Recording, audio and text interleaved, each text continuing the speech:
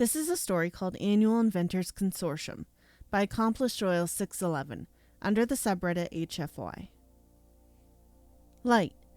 Energy equals mass times speed of light squared.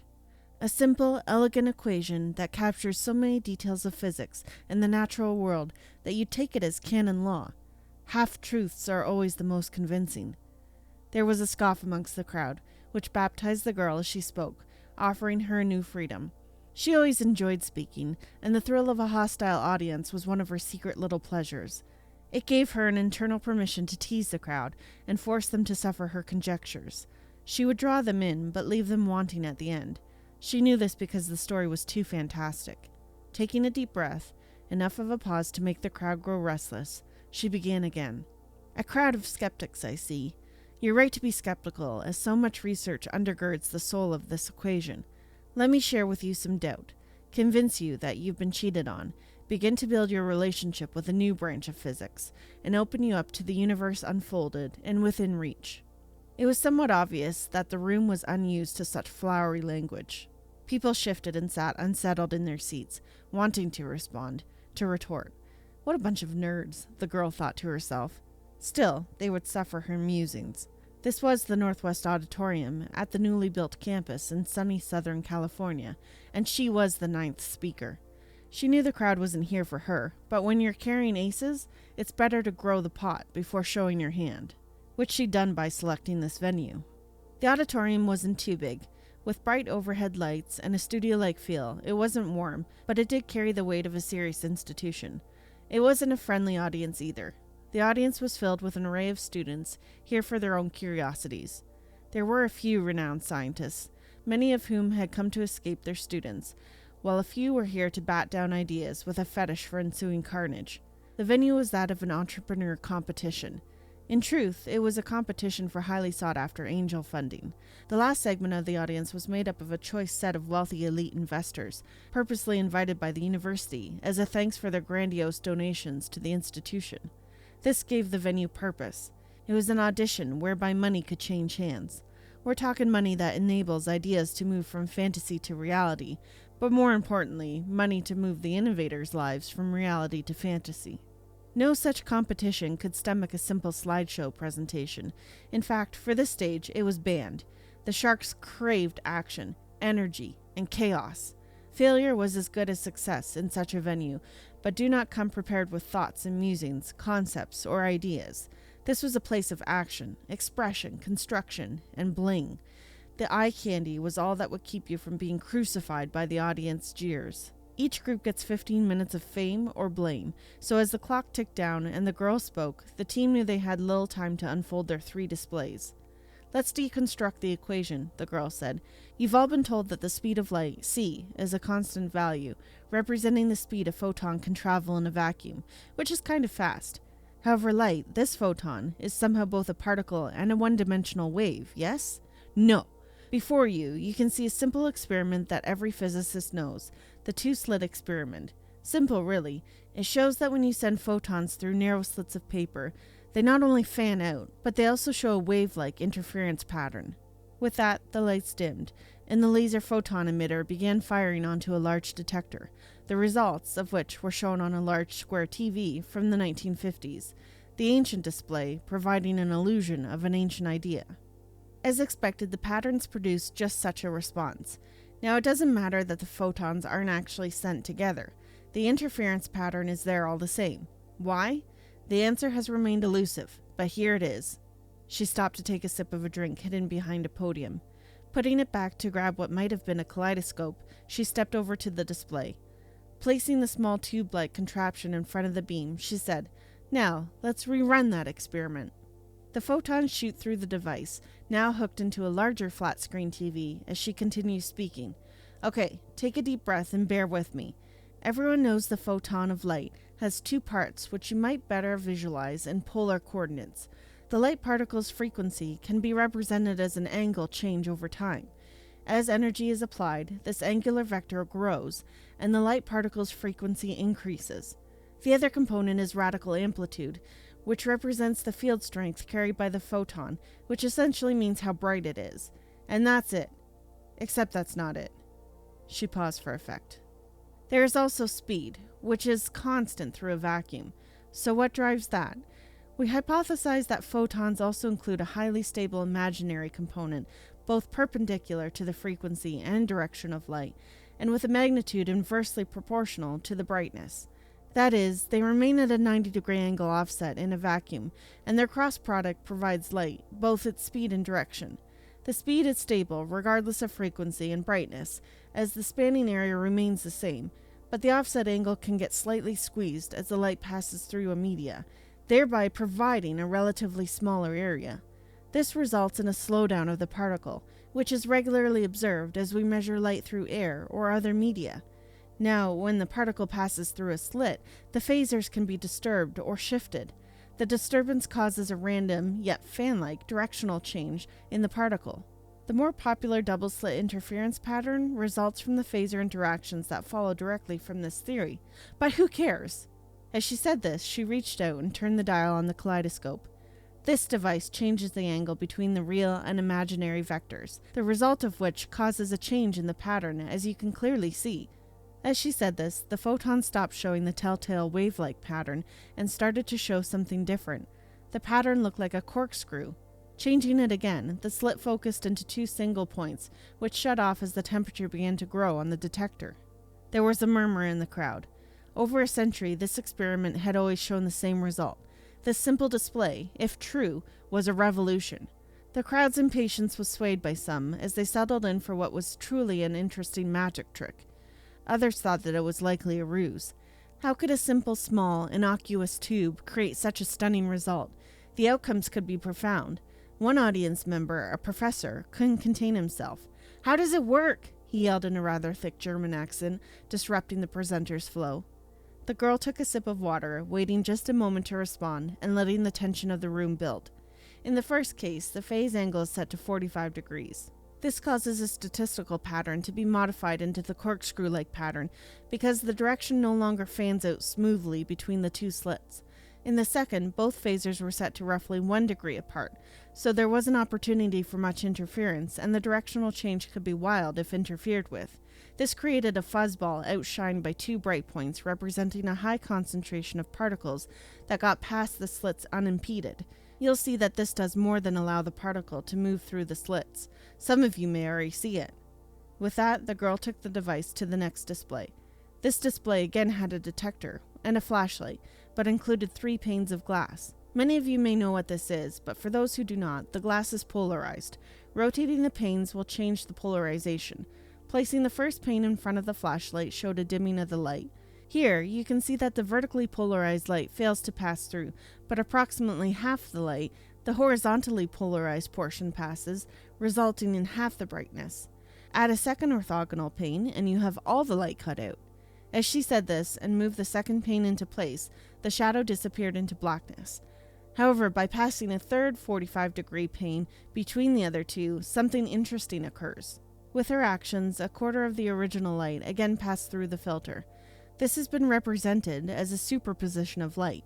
Again, there is an elegant explanation of this answer, but it's not very satisfying. The idea being that the middle slit prepares the light for its journey to the next frame.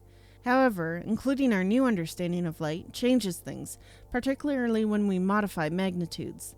She reached out, placing the kaleidoscope in front of the light. Suddenly, the whiteboard backing to the reflected light started to move. First, it was slow. The audience had grown quiet, so you could just make out the squeaks of the rusty wheels. Then it moved faster. Once the whiteboard hit the back wall, the girl removed the device. This was a magic trick indeed. What's happening here is interesting. The polarity causes the uneven vectors to realign perpendicularly, but there is a consequence. The modification of the vectors causes an imbalance in the energy equation that slows down the light, but in order to preserve energy, its mass equivalent balloons. This results in a powerful momentum force when it hits something. However, there's more. The force extracted does not appear to be Newtonian.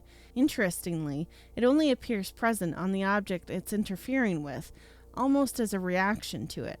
In fact, the force appears as though it's causing an interference between the Higgs field and gravity itself.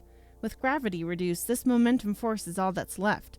To restate, there is no force on the light itself, but one can deduce that the momentum produced grows quadratically as the speed slows, while the natural gravity dissipates. And the girl pulled the kaleidoscope tube from its fitting on the table, flipped an internal center mirror within it, and then carefully placed it back into the streaming particles of light. It's invertible! With that, the whiteboard did something miraculous. It pulled away from the back wall towards the light source. The girl once again pulled the device away, ending the experiment, while the crowd whispered loudly to themselves. Silently, she moved to the far corner of the room where the third experiment sat. There was what appeared to be a laser generator, along with several sensors. "Okay," she said, "we're coming to our last experiment. Some of you will recognize this as a laser generator. It coherently builds up the energy of light. It's used to make powerful, coherent lasers. On the back end of this device, we have a special reflector with an atomic clock borrowed from the lab. Can we show the clock for everyone to see?" The large TV display, along with some background projectors, showed the clock. The laser was turned on and split across two paths. The first went directly to the clock, while the second reflected off some finely tuned mirrors, the geometry of which was calculated to simulate a 2-kilometer-long beam, which then also entered the clock. The speed flickered between 299,702,300 meters per second and 299,702,700 meters per second. Below it, the intensity measured in at 5 milliwatts. Clearly, there was some error in the measurement, but this measurement closely resembles the speed of light through air. Now, let's see what happens when we build up the phases components. The laser was turned off, and the kaleidoscope was inserted onto the table. The laser was then reactivated. At first, the speed flickered within the normal range. However, there was a sudden flash that lit up the room, a boom, as it were. Then, the speed began to tick up outside the error range of the clock rather quickly. 2.997 meters per second had drifted past 3.1 meters per second and was still climbing. The watts were also increasing from 5 milliwatts to 6 milliwatts as more light was coherently combined. Silence gripped the room as the speed flickered past 4E8, 5E8, 8E8, and then pegged at 1E9 as the clock was clearly no longer functional. However, as the speed increased, the watts increased, and they kept increasing. The increase first appeared linear, but 6 milliwatts turned into 7 milliwatts much faster, and then 8 milliwatts and 9 milliwatts passed in a blink, and another brilliant flash occurred. The girl gave the signal, and the laser shut down. "Ladies and gentlemen, we are Odyssey. Our goal is to bring this newfound science to you. Questions?" The room's silence turned into a circus. The girl smiled. "We have time for 3 questions," said the moderator. "One from a competition judge, one from a student, and one from me. I'll go first. You showed a very interesting presentation, but your claims are extraordinary. Each of the experiments you laid out could have been faked. We don't want a magic show to overshadow the prestige of this competition. Can you provide us with anything more substantial than the tricks displayed?" The girl waved to her team. This question was anticipated, and they'd spent some time trying to give an answer that the entire crowd would be happy with.